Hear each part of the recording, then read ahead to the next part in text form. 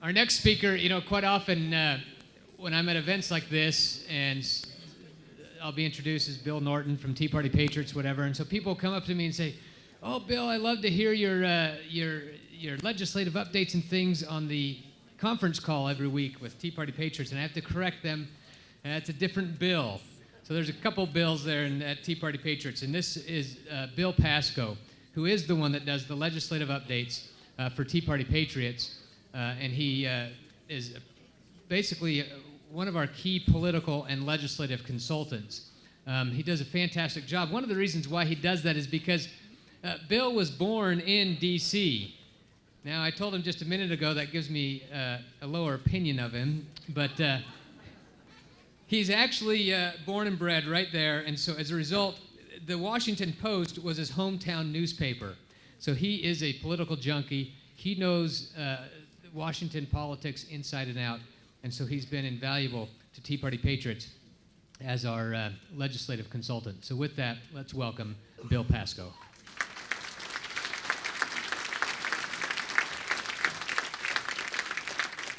Good morning and thank you. Bill isn't the only one who holds me in lower regard since I was born in the District of Columbia. Actually, I almost did not make it this morning. I had a bit of trouble getting here from Washington last night. Point the mic to your face. Thank you. Does that help? Is that better? All right. So I almost didn't make it last night. As I was on my way to the airport, there was this massive traffic jam on the Beltway. Nothing was moving. Traffic at an absolute standstill. And after a couple minutes, we saw this guy walking down the line, knocking on drivers' windows. And he knocked on the cab's window, and the cabbie rolled down the window and said, "What's going on?" He said, "Well, it turns out terrorists have taken Congress hostage. They're holding them for ransom, $100 million. And if they don't get $100 million, they're going to douse them all in gasoline and set them on fire. So we're walking down the line taking contributions." And the driver said,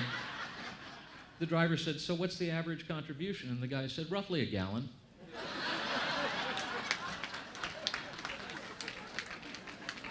So, actually, all kidding aside, I'd like to start with a riddle.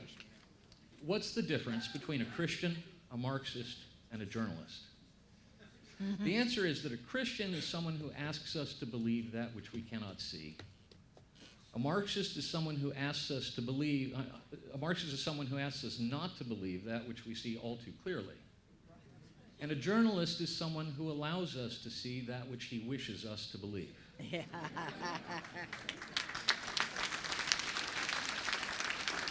Now, it's important that we start the talk by laying out that frame of reference, because every piece of news and information that we get is filtered through the media. We're not there when President Obama meets with foreign leaders. We're not there when Mitch McConnell and John Boehner get together.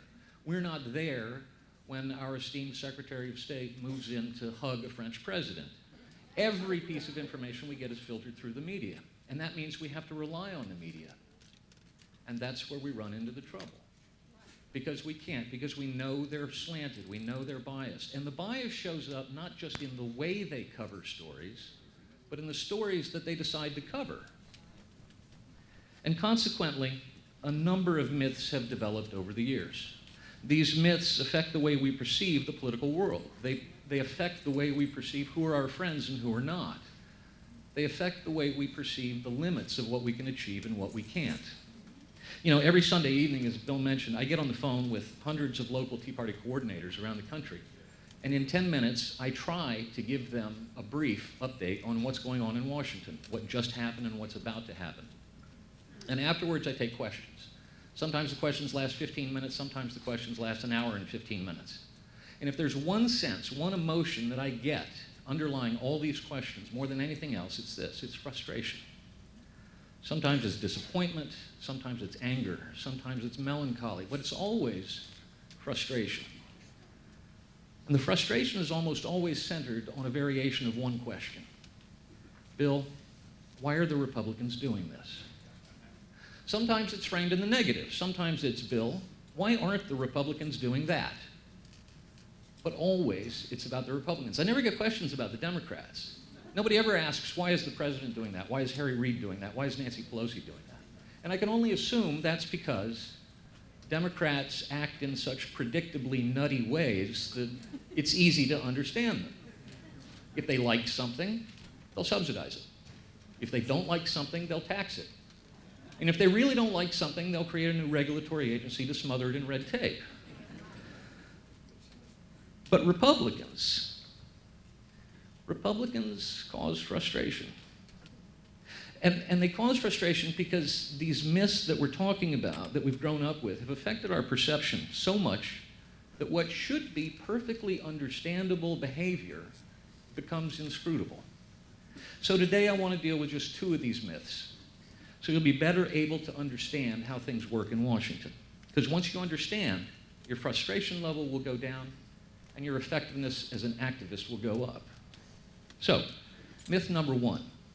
The natural point of political division in Washington is between Democrats and Republicans. To this, I say balderdash. If that were your frame of reference, then when the Democrats do A, you would expect the Republicans to do B. That is, the role of the opposition in a democracy, to oppose. But all too often, Republicans, more specifically their leaders on Capitol Hill, don't oppose the president, or at least not as strongly as we'd want them to. Hence the question, why aren't the Republicans opposing him more strongly? And the answer is actually quite simple. Republicans in Washington don't oppose the president as strongly as you and I would like because they're not really the opposition. In fact, they've got a lot more in common with him than they do with us. And we'll get a little bit more on that in a moment. Let me give you three far better ways of understanding the political divisions in Washington and in America. First, there's the division between appropriators and those who wish they were appropriators. An appropriator, for the New York Times reporter in the back of the room, is a member of the Appropriations Committee. There are 30 of them in the Senate, 51 of them in the House, 81 total out of 535 members. So it's about 1 in 7. Now, the name of the game in Washington is spending money, spending other people's money, in fact. And appropriators are the ones who get to do it. Every year, they command a discretionary budget of more than $1 trillion. So if you're an appropriator, you're one of the cool kids. Lobbyists want to be your best friend because you can favor their clients with federal appropriations. Far more senior members of Congress will be your best friend if they don't sit on the Appropriations Committee because you could favor their constituents with federal appropriations. It's so cool to be an appropriator that the 12 subcommittee chairmen of the Appropriations Committee have a nickname for themselves. They're called the College of Cardinals. I'm not making this up. It's as if they were the leaders of an ancient religious sect, which in a way they are. But if you're not an appropriator, you've got to get back to the end of the line and wait and hope you got a friend who's an appropriator. Because Congress is like high school. And appropriators are the cool kids. And everybody wants to be invited to sit at the table with the cool kids. Now, the second division in Washington is between the House and the Senate. The story is told of a freshman Democrat who came to the House of Representatives. Upon being sworn in, he turned to a senior Democrat and said, "Where are the Republicans? I want to meet the enemy." The senior Democrat, smiling warmly, put his arm around him, pulled him in close and whispered, "Friend, the Republicans aren't the enemy, they're the opposition. The Senate is the enemy." We know the differences between the House and the Senate. The House is a majority rules body. On any given day, 218 members of the House can run roughshod over the other 217. Introduce a bill that's 1,000 pages long and give everybody 24 hours to read it, done, majority rules. Hold a 15-minute vote open for 3 hours, 6 hours, 10 hours while you're twisting arms looking for that last vote, done, majority rules. Do anything you want in the name of democracy, done, majority rules. The Senate is exactly the opposite. In the Senate, one man can bring the Senate to a standstill with the filibuster, for good or evil. In the 1950s, it was Southern Dixiecrats who were filibustering civil rights legislation. Or last year, we saw Rand Paul and Ted Cruz bring the Senate to a halt. Or one man like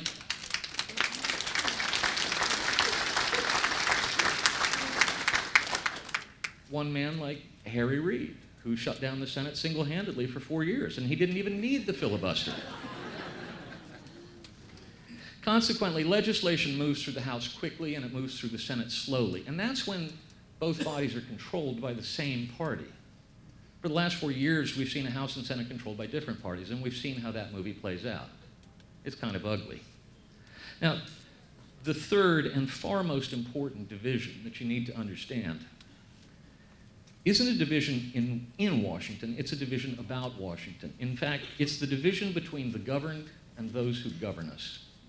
Angelo Codevilla has written very eloquently on this subject. He calls this new elite the ruling class. They're defined not by their jobs or their geography, but by their attitudes and their beliefs and their perks and their clubbiness and their certainty of one thing above all else, their certainty that they know better than you do how you should be running your life. I'm speaking of our government and the individuals who populate it. Time was, public service meant just that. It was a service to the public. Public servants made less money than their counterparts in the private sector. So no one was expected to make public service a lifelong career. You were expected to make a contribution by doing your time, a few years at most, and then you'd return to the private sector and let a neighbor do his time, offer his public service. Those who chose to make a career out of public service accepted a trade-off. In exchange for what was acknowledged by all sides to be compensation packages lower than they could have had in the private sector, they got the kind of job security enjoyed only by Charlie Sheen's lawyers. Not so any longer. The median compensation package, that is salary and benefits in the private sector in 2010, was roughly $60,000 a year. For the 20 million state and local and municipal employees who work in our state capitals and city halls and county bureaucracies, the median compensation package that year was roughly $80,000. That's a third higher. And for the 2.15 million who were privileged enough to work for the federal government, the median compensation package is even better. According to the government's own statistics, in 2010, the median federal worker pulled in about $120,000 a year. That's twice the median in the private sector. Let's put that another way. We are vastly overpaying our public servants.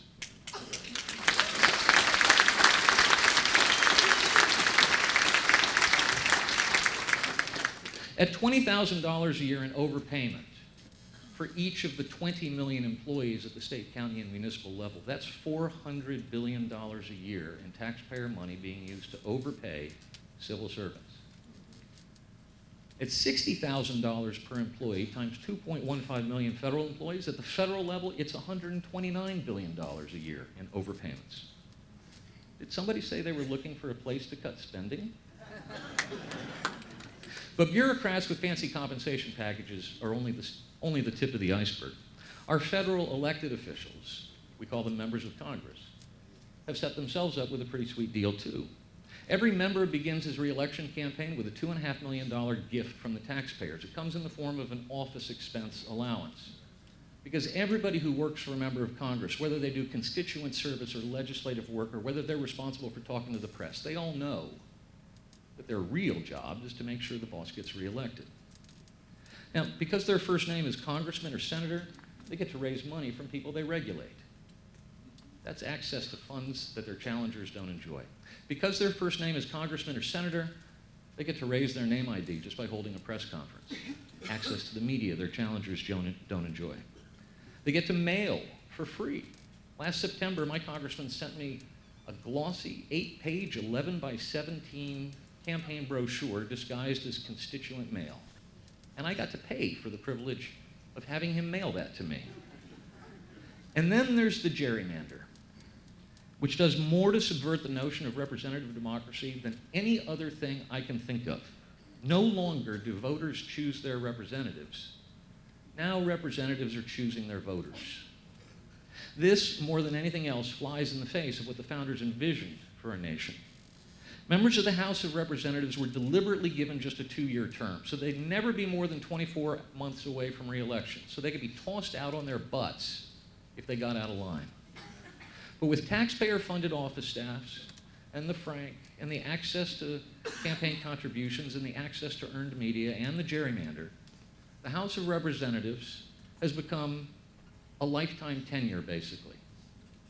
Re-election rates in the 1990s and 2000s were in the mid-90% range. Even in November, in this election where we ended up with more Republicans than at any time since the Hoover administration, more than 80% of the incumbents running for re-election won their re-election campaigns. So the branch of government that was meant by the founders to be that branch closest to the people is actually that branch of government that's farthest away and least accountable. And a lack of accountability breeds cynicism, and it begets mistrust. And that leads to myth number 2, that politicians, particularly those in Washington, are not trustworthy. This is one of the lines I hear repeated constantly, especially by the mainstream media in their coverage of Republicans. Now, if you're a Democrat and if you tell a whopper, like, if you like your doctor, you can keep him, you might actually get called out on it by the mainstream media, but usually it's Republicans. And I'm here to tell you, this is just wrong. Politicians, Republicans and Democrats, are perfectly trustworthy if you know what to trust them on. You can always trust a politician to act in his or her own perceived self-interest. Count on it. Let me give you just one example. Now I'm going to give you 2. We'll start with Congress's special exemption from Obamacare. When Obamacare was being debated, Senator Chuck Grassley, Republican of Iowa, thought it would be a good idea to include a provision requiring members of Congress to leave their very generous federal employee health benefit plan program and go into the exchanges just like the rest of the country was going to have to do.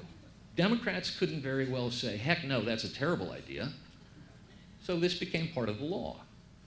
But once they realized what that would mean, that they'd end up with worse health care, fewer choices, higher prices, higher premiums, Democrats quietly started lobbying the president to change the law. And he gave it to them. Early in August of 2013, the Office of Personnel Management announced that it now interpreted the law to mean that even though members and staffers would have to buy their insurance through the DC Small Business Exchange, they would nevertheless be allowed to continue to receive the 75% employer subsidized premium that wasn't going to be available to anybody else who had to get their insurance on the exchanges. That amounted to about $5,000 for an individual plan or $11,000 for a family plan. Subsidized premiums that no one else on the exchanges can get. This was so far outside the bounds of the law that in order to be able to do it, Congress had to declare itself to the District of Columbia as a small business. So both the House and the Senate told the District of Columbia government that they were a small business and that neither one employed more than 45 people. Even in a town where fudging numbers long ago was raised to an art form, this is stretching things a bit. Let me give you one more example in the form of a story about one former member of Congress. Little background. Earl Pomeroy was born in a little town in North Dakota in 1952. He got involved in politics early.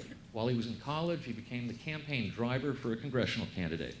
After college, he did some graduate work in England, and then he went to law school. And then within a year of graduating law school, he got himself elected to the state legislature. And after 2 terms in the state legislature, he decided to run for statewide office. And he got himself elected state insurance commissioner. And after 2 terms as the state insurance commissioner, he decided to run for Congress. And he won in 1992. And there he sat for 18 years until, in the spring of 2010, he cast a vote for Obamacare. His constituents rewarded him later that year by throwing him out of office after 18 years.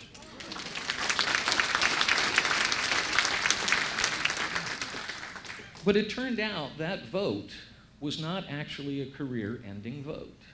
It turned out to be a career-enhancing vote. Because on the last day of his 18-year stint as North Dakota's lone congressman, a powerful K Street law firm called Alston & Bird announced that he would be joining their healthcare lobbying practice, where he can now help guide the firm's clients, which include pharmaceutical companies, health insurance carriers, even rural co-ops that were created by Obamacare, He can now help guide them through the navigation they need to implement Obamacare. And the reason I bring this up is because just yesterday, as I was reading the newspapers, the Washington Examiner, and if you don't, there's a reporter there by the name of Tim Carney. I've known Tim for more than a dozen years, and if you don't follow Tim's feed, as soon as I'm done talking, get out your smartphones, go to the Washington Examiner, and start following Tim Carney, because he's got the best beat in Washington. He covers crony capitalism. And that's what we're really talking about here. And Tim had a piece yesterday updating everybody. He's followed the story of Earl Pomeroy. Well, it turns out that just this week, Earl Pomeroy has filed new lobbying disclosure forms because he's now lobbying on behalf of one of these rural co-ops in New York that was created by Obamacare that is now seeking what the lobbying registration form euphemistically refers to as solvency funds, which is another way of saying taxpayer bailout. But just to show you this problem is not limited to Democrats, can anybody in the room tell me who runs the lobbying practice at Alston and Bird? The 1996 Republican nominee for President of the United States, Bob Dole. Like many before them, they came to do good and they stayed to do well. What then is to be done? I could give you a laundry list of reforms, but let me spend just a few minutes on just a few.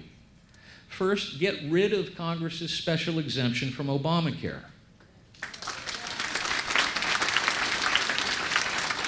You want to repeal Obamacare? Start by making Congress live under the same law. That'll raise the, and not just because it's the right thing to do, but strategically this is important. Making Congress live under Obamacare will raise temperatures inside the offices on Capitol Hill, particularly among Democrats, where the offices tend to be heavily staffed by women. Women think of health care a different way than men do. You ask a man, how's your health care? And his first thought is, how big is the check I write every month? You ask a woman, what do you think of your health care? And she thinks about her OBGYN. So, you want to increase the pressure on Democrat members of Congress to repeal Obamacare? Piss off their staffers.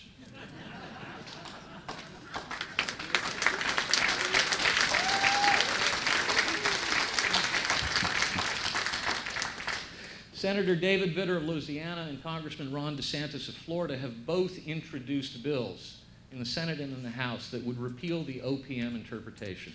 Neither one has been able to get a vote. That's just shameful. Second, pass a constitutional amendment to limit the terms of members of Congress. No more than 3 terms in the House, no more than 2 terms in the Senate.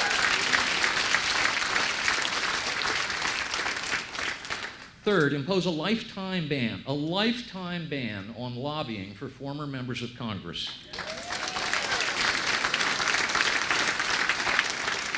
Is that an abridgment of their freedom of speech? Yes, it is. Tough. Nobody forced them to run for Congress. Fourth, redistricting reform. This is the tough one because this is the complex one, but we have to get rid of the gerrymander. Do what Iowa does. Draw fair, competitive district lines and let the voters decide. Restore to the voters the possibility of holding their elected officials accountable, and you restore accountability to the system. Fifth, pass a constitutional amendment to require a balanced federal budget. But make sure to include in it a spending limitation clause. Otherwise, they'll just balance the budget by raising taxes. Sixth, and the last note, sunset the tax code. Nothing so concentrates the mind as the prospect of being hanged in a week. We all know the tax code is a monstrosity, but we can't agree on whether we should move to a flat tax or a fair tax. And unless we force ourselves, we'll never get it done because the tax lobbyists in Washington will fight anything that makes the tax system less complex. So enact a law that terminates the code at a date certain, say 5 years from now, and then get to work devising a fairer, flatter, simpler code. Now that's a 6-point reform agenda that everybody in this room ought to be able to agree on and fight for. And that's why you're here, isn't it? You're here because you believe, as Edmund Burke did when he wrote centuries ago when our English forebears were facing a threat to their liberties, All tyranny needs to gain a foothold is for people of good conscience to remain silent. And because you know that nobody made a greater mistake than he who did nothing because he could only do a little. Talk to your friends, talk to your neighbors, talk to your colleagues at work, call your congressman, write a letter to the editor, join Tea Party Patriots. We have an election to win, liberty to be defended, and a nation to renew. Thank you. God bless you. God bless the United States.